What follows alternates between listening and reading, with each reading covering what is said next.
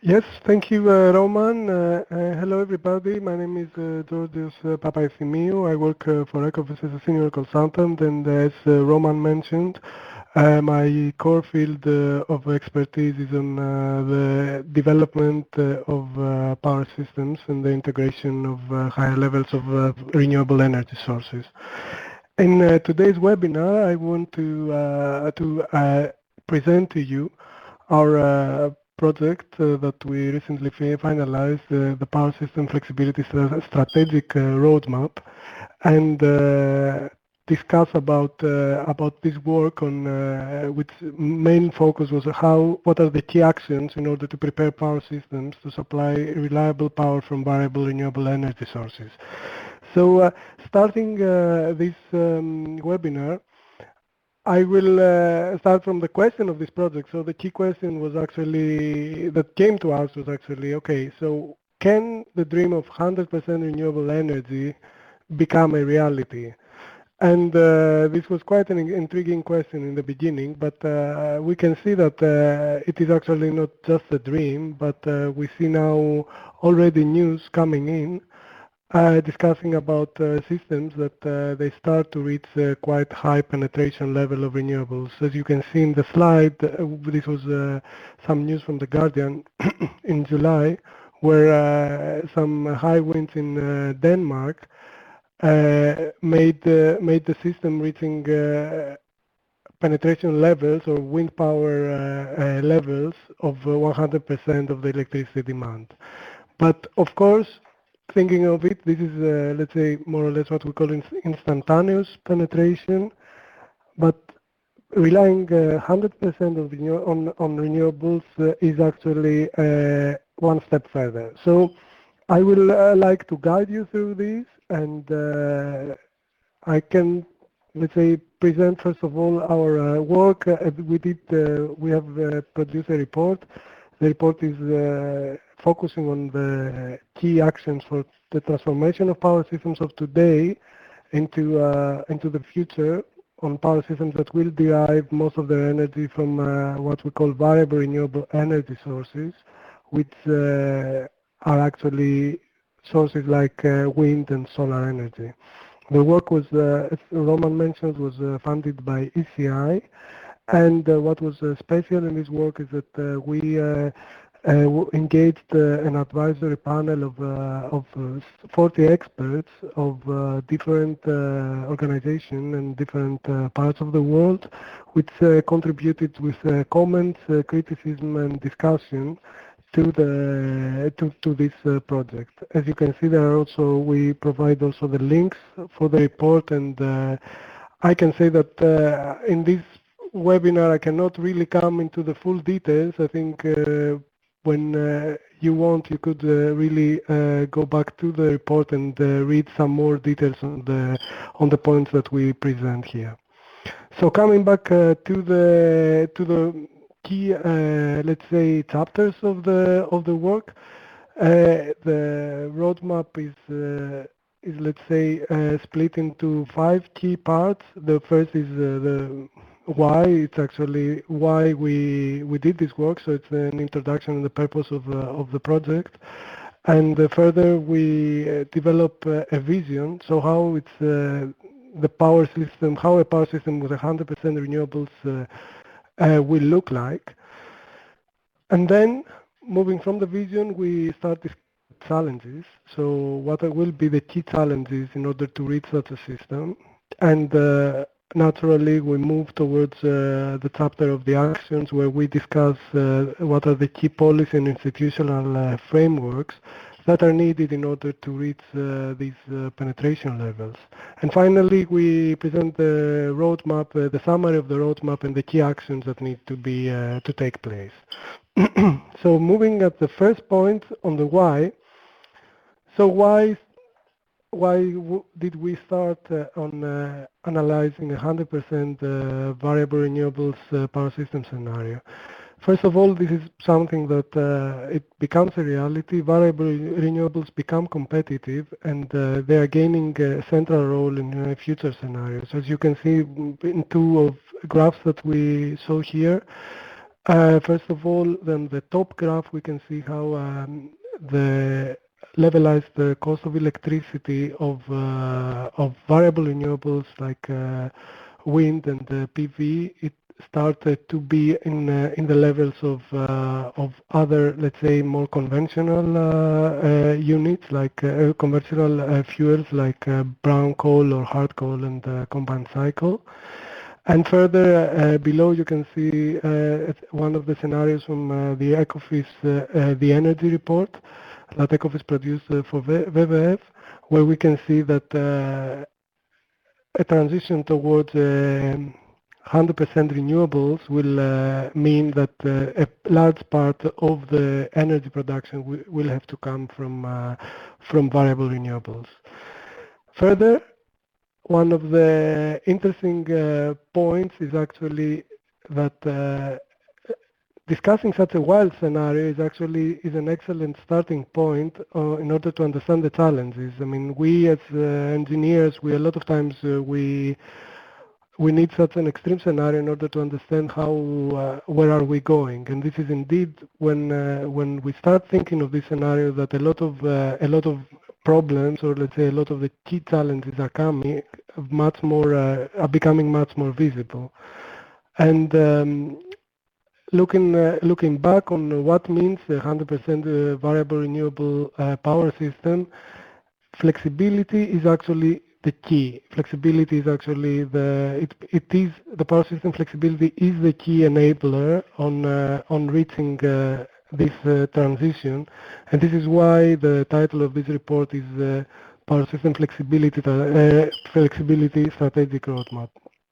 So moving further, I will go a bit back to the basics and discuss some key definitions. Actually, what is power system flexibility?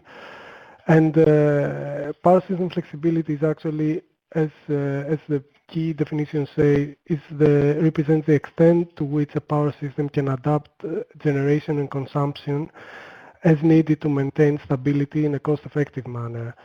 And putting at it a bit in a more plain way, flexibility is the ability of the power system to maintain service in the face of rapid and large swings in supply or demand. And typical measures of flexibility is actually the capability of the system to follow ramp rates. So what is, let's say, a key difference compared to the way that we see normally the system, on how the system, normally we say, okay, how much energy does the system have the capability to meet the demand? When we talk about flexibility, is actually the question is actually, does the system have the capability to follow the changes in the demand? And as we will see further, this is one of the key aspects in order to reach the penetration levels that we talk about. So moving further, we have to understand that actually flexibility traditionally was provided by the supply side. So the centralized units, they were responsible to follow the variations of the load. In a world that where higher levels of distributed and variable renewable generations are integrated in the system, the fluctuations in demand become much more prominent, and it is needed to find the flexibility from the different categories, different options. And actually flexibility, in the way that we look at it, is coming through different parts of the system, and this can be, as always, supply, but also demand, energy storage, network, and of course, in between everything, the system itself, how the system is operated and organized. So the system technical operation and the system and the markets and power markets that can enable this operation.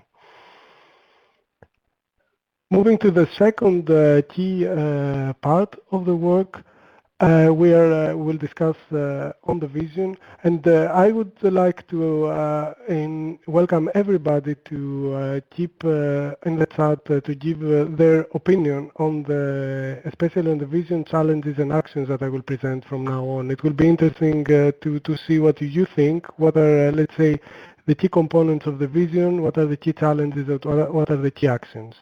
So moving to the vision, we see that 100% renewable power system has 7 key elements, and these are the elements that we see here. So starting, first of all, in that system should be able to exploit the flexibility and the energy storage that's inherent in demand. The consumers should start to become prosumers and should start to take higher responsibility into the operation of the system. Secondly, the power markets, they should be becoming much more expanded, enable the operation, enable more actors to provide services, and become much more close to real time in order to enable a better reaction into the fluctuations. Further, the renewable generators themselves have to start providing grid support services, since in such higher penetration levels, the conventional power plants will start to disappear, and a lot of these services have to come from the side of renewable generators. Further on, what is very important is to institute price incentives and mechanisms that reflect diversity-related benefits for the development of variable resources. It is very important to understand that the location of renewables and the type of renewables that will be added into the system should have a complementarity in order to allow a better integration. And this is something that at the moment is not considered, but it is, let's say, one of the key aspects in order to have a better cost, a better beneficial approach into integrating these renewables. A fifth is actually the bulk energy storage, and this is actually the key point that we can see in a high penetration level scenario, that we will need to have energy storage that will be able to cover longer periods of low renewable energy supply. Further, smart grids should be developed for the coordination of flexible resources across the different voltage levels. So here, this is a key point on the understanding that that generation will stop existing in one part of the system like it is now in the high voltage level, but it will start to be inherent in every voltage level, and then the whole operation of the grid has to change and to start moving towards a smart grid implementation where all these different levels will be coordinated. And further, one other key point that is coming close to the 0.5 on the supply during a period of low renewable energy generation is the opposite, which is actually we will need to establish new energy uses in order to capitalize on the surplus energy events. By definition, 100% variable renewable scenario will lead to points in time where we will have a lot of surplus generation in the system, and we will have to find ways to make optimal use of it. Moving further, and coming out of this vision and these 7 elements, we started to think about what are the key challenges in order to reach this vision. And thinking of the challenges, we divided the transition into 3 key regimes. And this is actually the near-term regime, what we call, let's say, the penetration level that is actually the systems that have low variable renewable penetration levels. Then we moved into what we call the mid-term regime. So this is actually systems that are having penetration levels in the range of the 50%. And finally, we go to the long-term regime, and this is like the systems that start to reach the very high penetration levels and start to be fully dependent on variable renewables. Looking at the challenges, here I provide an overview. In the report there is quite a detailed assessment of each of these challenges. I will try to go through them. And the near-term regime, there are three key aspects that we find as, let's say, the first door openers on the challenges that come because of the integration of renewables.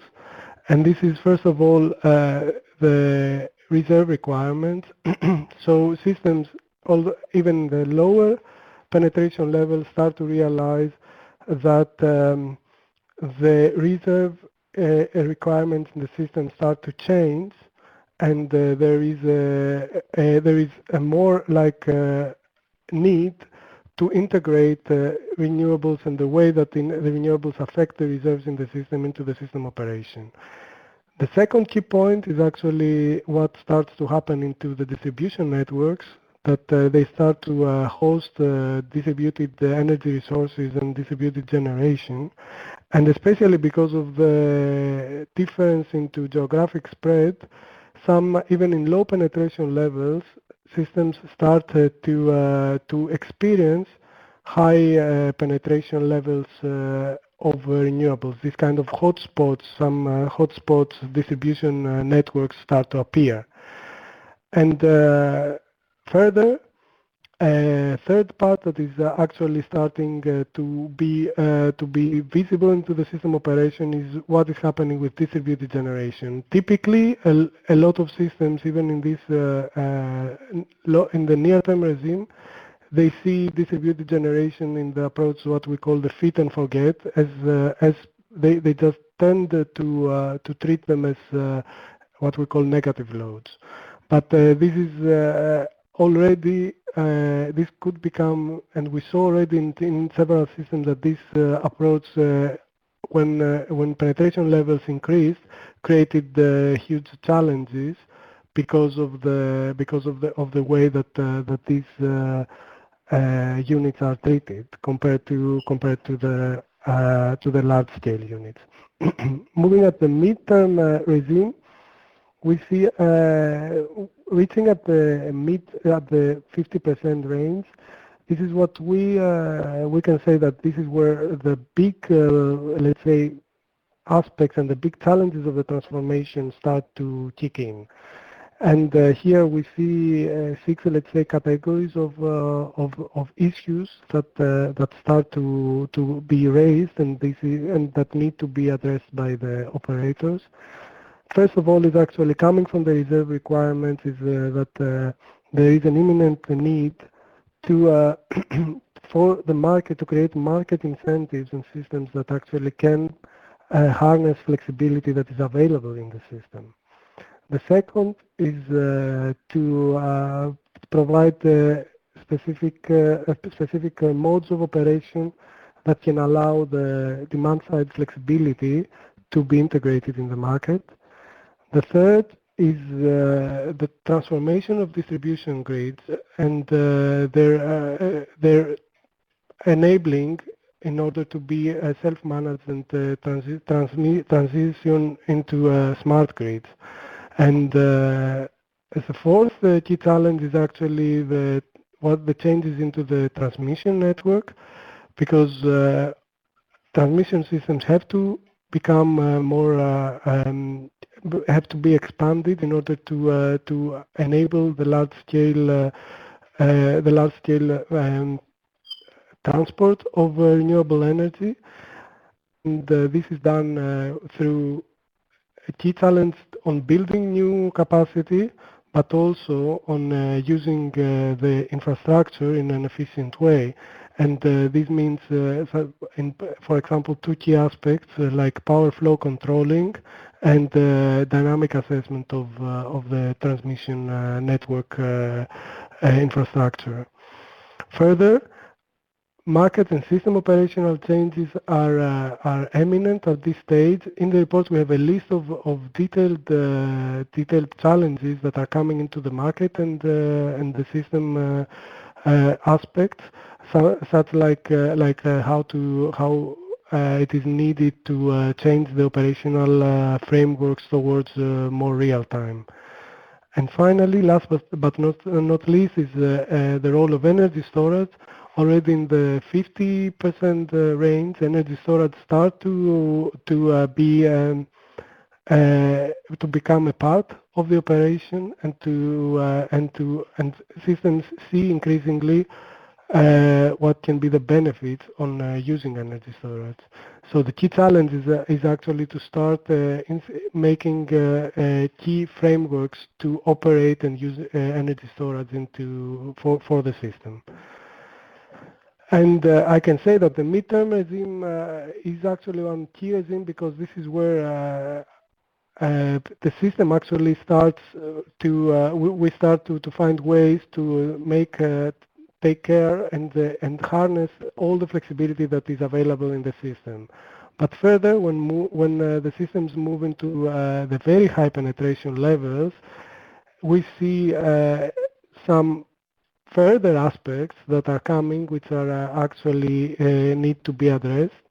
And we highlight three key points. The one is actually solving the issues on supplying power during low output level events. As I discussed before, this is very much related to the role of storage. We will have in the long-term regime, in very high penetration levels, we will see situations where we will have weeks or months without significant generation from renewables, and we will have to find ways to supply power in these periods. And in these ways, bulk energy storage starts to become one of the key solutions. Further, on the other hand, the efficient use of the high output level energy is the second challenge. There will be periods where the system will be practically flooded by energy, and there should be ways to store or use this energy in order to just not spill it and lose it. And the final challenge, which was also came quite strongly into the discussion with the advisory group, was actually the discussion on how a system can actually be operated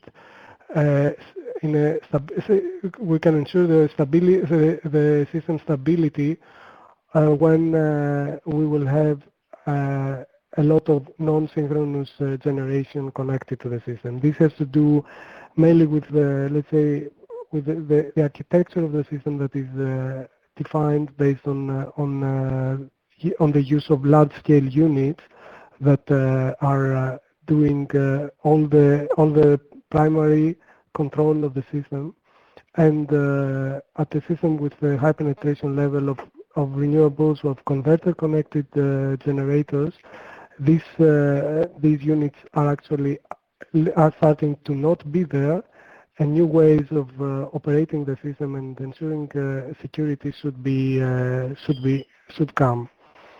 So moving forward, discussion on the storage. This was also starting from the key challenge on the role of the storage, especially for the long-term regime.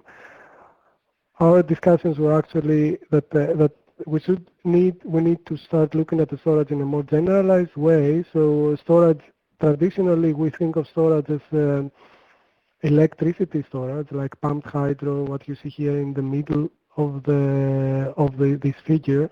So pumped hydro, compressed air, or batteries, and this is kind of like electricity storage that is exchanged with the grid.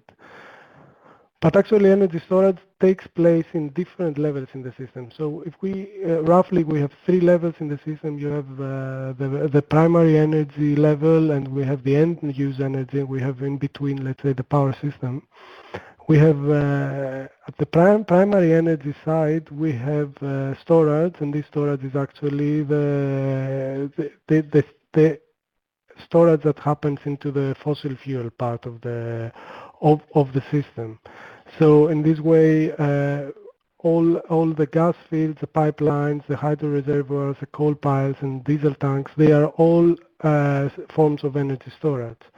On the other side, in the end-use devices, we have other types of storage like hot and cold water storage, irrigation reservoirs, insulated buildings, etc.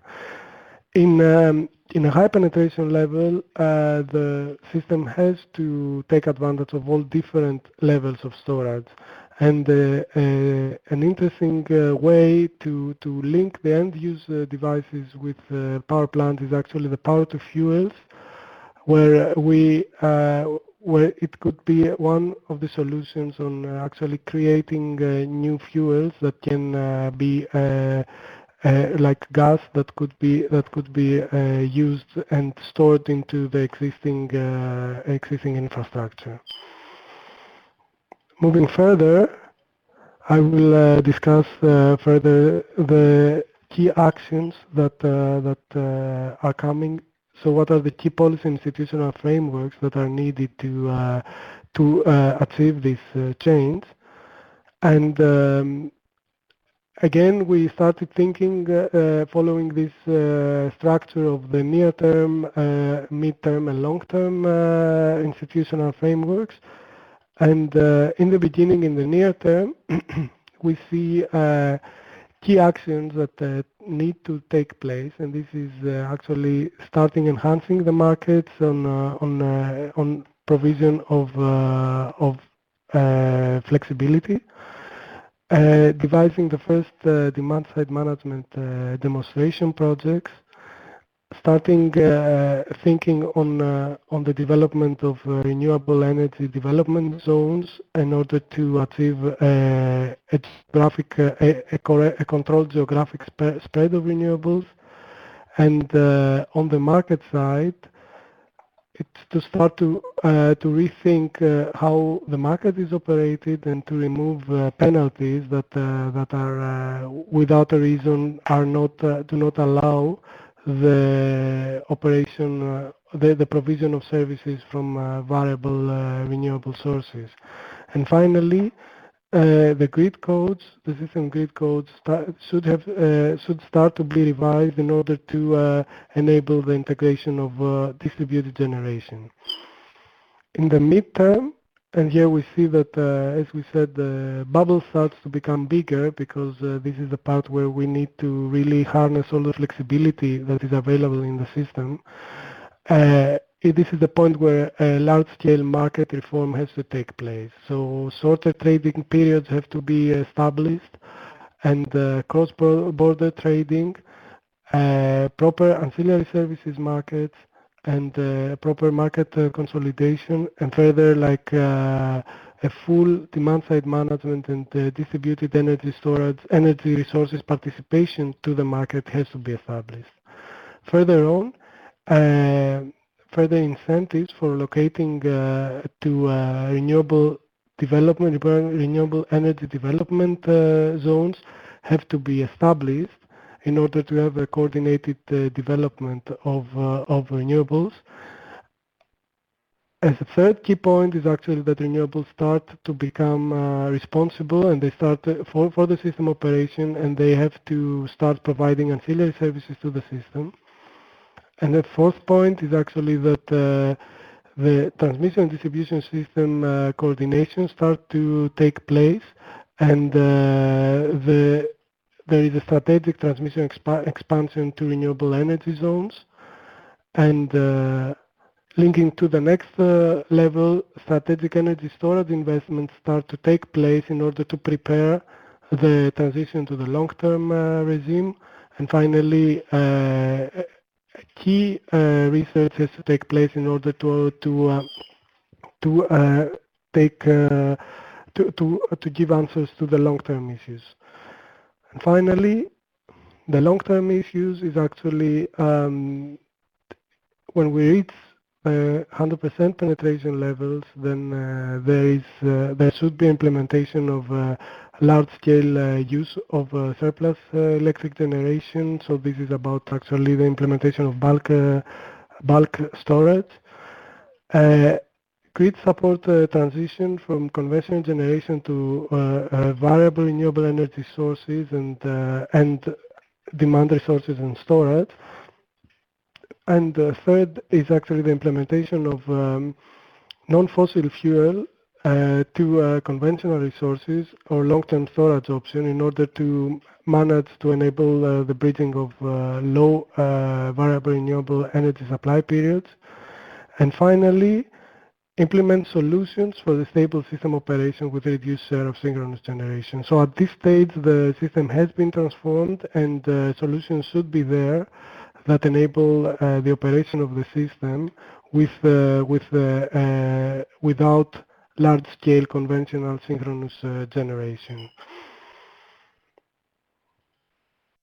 And further, coming back to the summary, I can summarize it into some, let's say, key points. What we see is that actually 100% variable renewable in terms of the technical challenges is feasible. But actually what needs to be solved is actually the way to minimize costs in order to enable this transition. What we envisage is a three-phase transformation of the power system. And this is, first of all, starting from a near term. This is where this is a near term is something like 10% penetration levels, in which the integration costs can be minimized with relatively modest changes to existing practices. This is where a lot of systems are at the moment, and where we see that that there are no major challenges. But I think what is key in this near term is to start implementing the correct changes in order to not end up with problems when penetrations increase. Moving to the mid-term, this is the regime where we reach up to 50% penetration levels, and this part is characterized by the exploitation of the available flexibility in the system. And this is actually starting to take place on both the production and consumption sides. And this actually is the point where we need to start to make more efficient use of surplus energy, because the surplus energy is starting to be visible. At this level also, centralized conventional units start to get out of the market, and and there should be proper incentives for other market actors to come into the market. And finally, in the long term phase, we have reaching this is the phase when the highest penetration levels are reached, and this is characterized by a system where markets are dominated by flexibility services, and in this system, bulk energy storage and efficient use of surplus energy become the primary focuses. Further in this, as I discussed, further in this phase, the key point of operating the system with low levels of synchronous generation has to be solved. I think, and this is where I can end my presentation, and I would be glad to listen any questions from your side.